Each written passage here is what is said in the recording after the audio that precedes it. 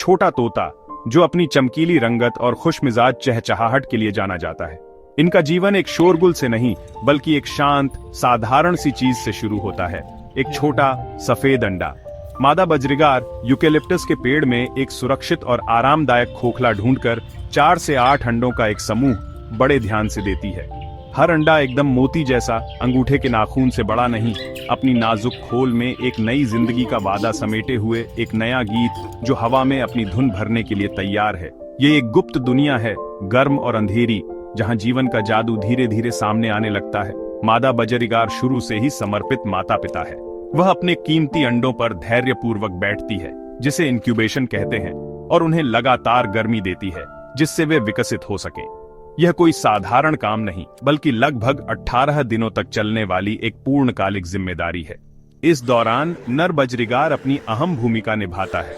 वह समर्पित प्रदाता बन जाता है, बार बार उड़कर अपने साथी के लिए खाना लाता है।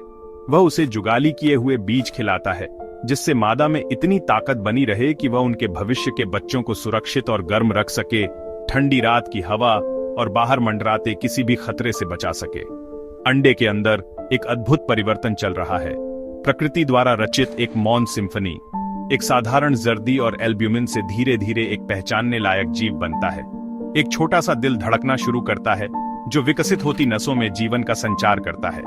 नन्ही हड्डियां सख्त होने लगती हैं और चोंच व पंखों की हल्की आकृति उभरने लगती है। यह छुपी हुई दुनिया प्रकृति की जटिल रचना का प्रमाण है, जहां हर हिस्सा मिलकर साधारण चीजों से एक जीवित प्राणी बनाता है।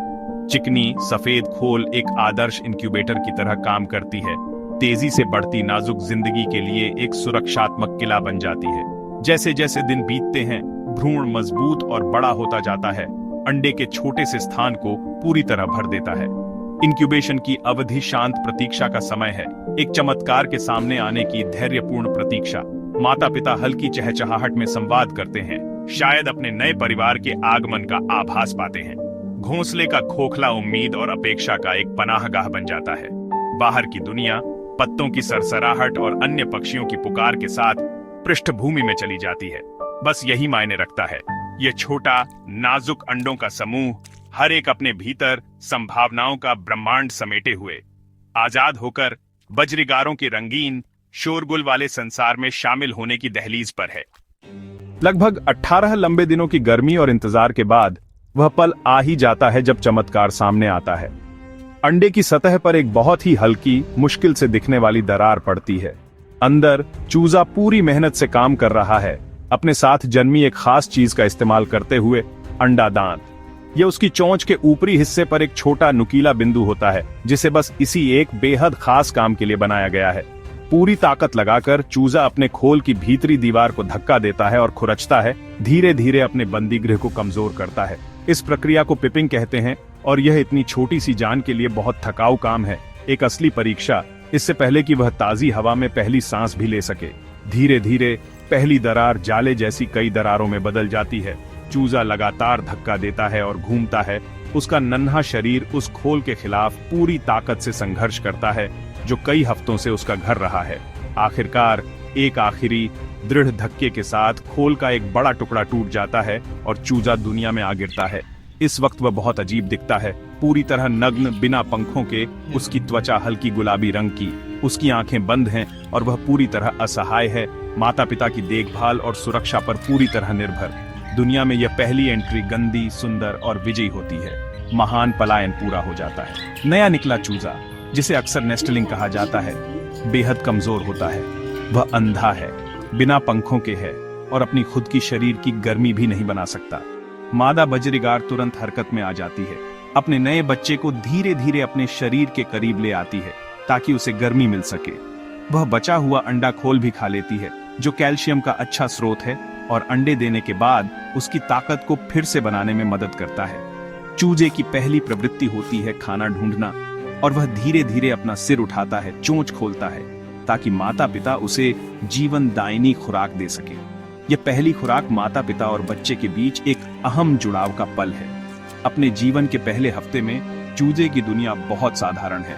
गर्मी, अंधेरा और माता पिता के द्वारा दी गई जुगाली की हुई क्रॉप मिल्क का स्वाद। यह खास पदार्थ माता पिता के क्रॉप में बनता है, एक गाढ़ा, पोषक तत्वों से भरपूर तरल जो नवजात चूजे की नाजुक पाचन प्रणाली के लिए एकदम उपयुक्त है। इस दौरान चूजा हैरान कर देने वाली रफ्तार से बढ़ता है, बस कुछ ही दिनों में अपना वजन दोगुना कर लेता है। उसकी बंद आंखें और बिना पंखों की त्वचा उसकी अपरिपक्वता का संकेत है, जिसे अल्ट्रिशियल अवस्था कहते हैं। यह पूरी निर्भरता की अवधि है, एक नाजुक शुरुआत जो आगे चलकर उसकी ताकत और आत्मनिर्भरता की नींव रखती है।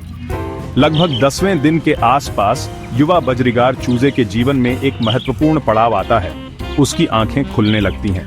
पहली बार वह अपने चारों ओर की दुनिया देख सकता है। हालांकि शुरुआत में उसकी दृष्टि थोड़ी धुंधली होती है। अब वह घोंसले के खोखले में अपने माता पिता और भाई बहनों की आकृतियों को देख सकता है। यह नई अनुभूति उसके अनुभव को पूरी तरह बदल देती है। गर्मी और आवाज की अमूर्त अनुभूतियों को एक ठोस सच्चाई में बदल देती है।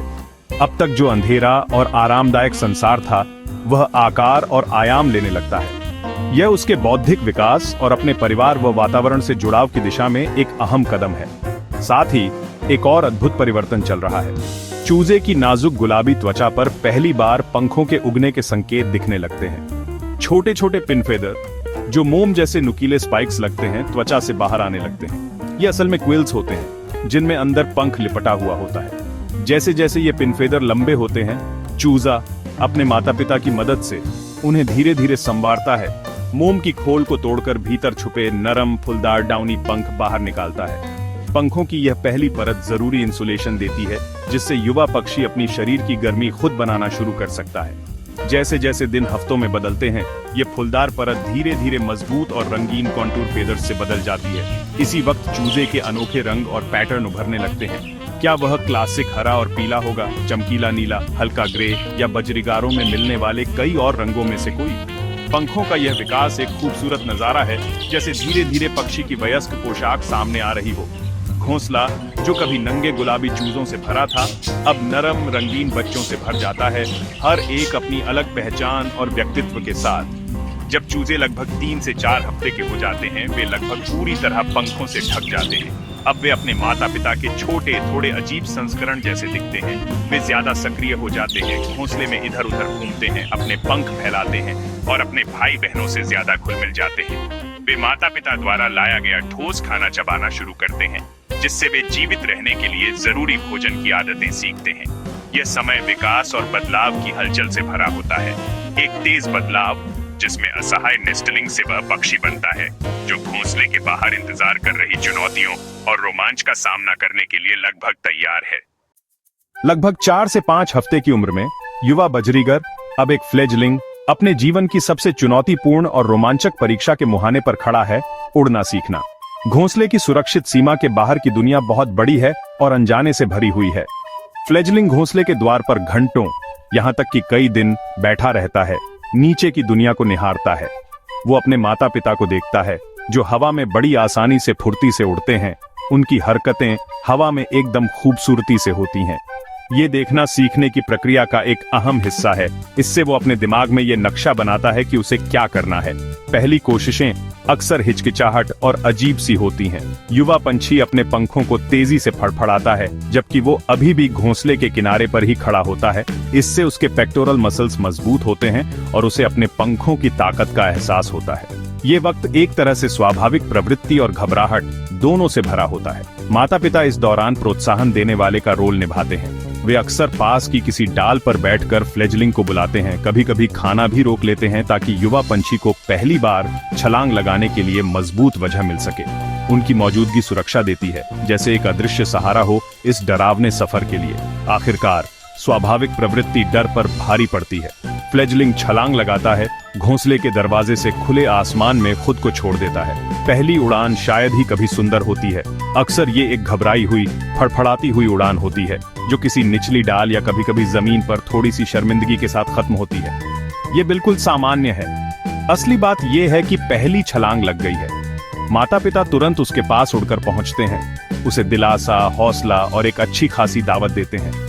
हर अगली कोशिश पहले से बेहतर होती जाती है, जैसे जैसे फ्लेजलिंग का आत्मविश्वास और तालमेल बढ़ता है। पहली उड़ान के कुछ ही दिनों में युवा बजरीगर की उड़ान की कला तेजी से निखर जाती है। उसकी फड़फड़ाहट अब संतुलित उड़ानों और आत्मविश्वास भरे मोड़ों में बदल जाती है। वो डालियों के बीच उड़ना, सही जगह उतरना और ताकत के साथ उड़ान भरना सीखता है। ये वक्त खोज और सीखने का है, जिसमें वो उड़ान की 3 आयामी दुनिया में महारत हासिल करता है, जो उसके जीवन का हिस्सा बनने वाली है। माता पिता अब भी उसकी निगरानी करते हैं, उसे झुंड की सुरक्षा में वापस लाते हैं और सिखाते हैं कि खाना कैसे ढूंढना है और शिकारी से कैसे बचना है। उड़ना सीखना केवल एक शारीरिक कौशल नहीं है, ये वयस्कता में प्रवेश का सबसे बड़ा संस्कार है। जब एक युवा बजरीगर उड़ने की कला में निपुण हो जाता है, तो वो अपनी स्वतंत्रता की यात्रा के अंतिम चरण में प्रवेश करता है, जिसे फ्लेजिंग कहा जाता है। भले ही अब वो उड़ सकता है, फिर भी वो अगले 1 या 2 हफ्ते तक अपने माता पिता के पीछे पीछे चलता है, ताकि जीवन के जरूरी हुनर सीख सके। माता पिता उसे सिखाते हैं कि क्या खाना है और कहाँ ढूंढना है, बीजों के लिए सबसे अच्छे घास, पानी पीने के लिए सबसे सुरक्षित जलाशय। युवा पंछी उनकी हर हरकत को गौर से देखता है, उनके खाने की तकनीकों की नकल करता है और ये सीखता है कि कौन सा खाना सुरक्षित है और कौन सा नहीं। ये माता पिता की ओर से अंतिम शिक्षा का चरण है। इसके बाद युवा पंछी को खुद अपना ध्यान रखना होता है। धीरे धीरे फ्लेजलिंग पूरी तरह से स्वतंत्र किशोर बन जाता है। अब वो खुद अपना खाना ढूंढ सकता है और पानी भी। माता पिता पर उसकी निर्भरता दिन ब दिन कम होती जाती है। ये खोज और मेलजोल का समय है। युवा बजरीगर अब दूसरे युवा पंछियों के साथ अधिक घुलता मिलता है, दोस्ती करता है और झुंड के जटिल सामाजिक नियम सीखता है। वे पेड़ों के बीच एक दूसरे का पीछा करते हुए खेलते हैं, लगातार चहचहाते हैं और प्रणय व्यवहार की प्रैक्टिस करते हैं। ये समय सामाजिक बंधन विकसित करने के लिए बहुत जरूरी है, क्योंकि बजरीगर बहुत सामाजिक जीव होते हैं।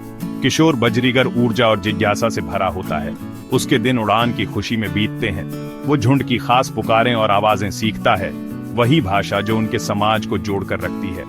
बजरीगर अपनी संगीत प्रिय प्रकृति के लिए जाने जाते हैं और युवा पंछी घंटों अपनी चहचहाहट की प्रैक्टिस करता है, अपनी आवाज झुंड की रंग बिरंगी धुन में मिलाता है। इसी तरह वो समुदाय में खुद को शामिल करता है, अपने साथियों के रंगीन समाज में अपनी जगह बनाता है। जैसे ही युवा बजरीगर 6 से 8 महीने की उम्र में पूरी तरह परिपक्व हो जाता है, उसका जीवन चक्र पूरा हो जाता है। अब वो पूरी तरह से वयस्क है, उसके पंख चमकीले हैं, उसकी उड़ान मजबूत है और वो झुंड का आत्मविश्वासी सदस्य है। जल्द ही वो भी साथी खोजने की प्राचीन प्रवृत्ति महसूस करेगा। वो एक उपयुक्त घोंसले की तलाश करेगा और मादा अपने छोटे सफेद अंडों का नया झुंड देगी। एक नाजुक अंडे से लेकर आत्मविश्वासी वयस्क तक की यात्रा पूरी हो गई है, जो फिर से शुरू होने के लिए तैयार है, ताकि बजरीगर की खुशमिजाज धुन पीढ़ियों तक ऑस्ट्रेलियाई धरती पर गूंजती रहे।